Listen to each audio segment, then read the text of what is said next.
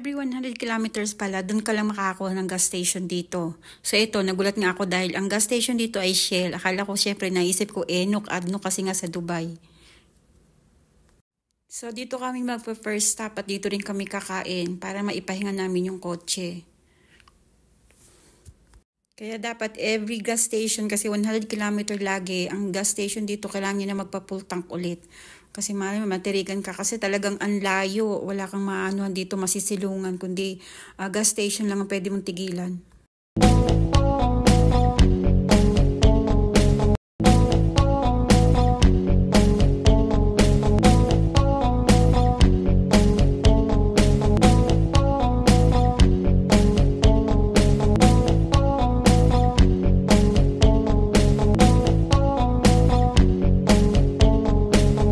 Nagbaon nga pala kami ng pagkain, bali nag-adobo yung kasama ko sa bahay, si ma'am.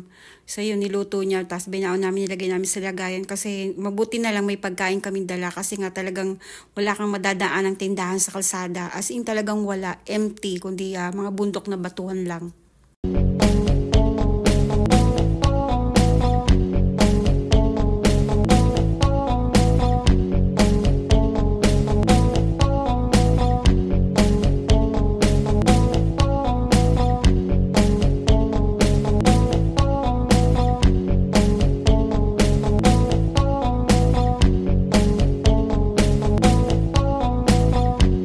So ito nga, after 100 kilometer uli, nag-stop uli kami dito sa pangalawang Shell. So pinahinga uli namin ang aming kotse ng mga 15 minutes o 20 minutes. So ito yung namin pangalawang stop namin dito. So mainit na yung panahon, medyo mainit na yung hangin dito. So kailangan nyo talagang ipahinga. Tapos ang init talaga pag bumiyahe ka ng mga ganitong oras.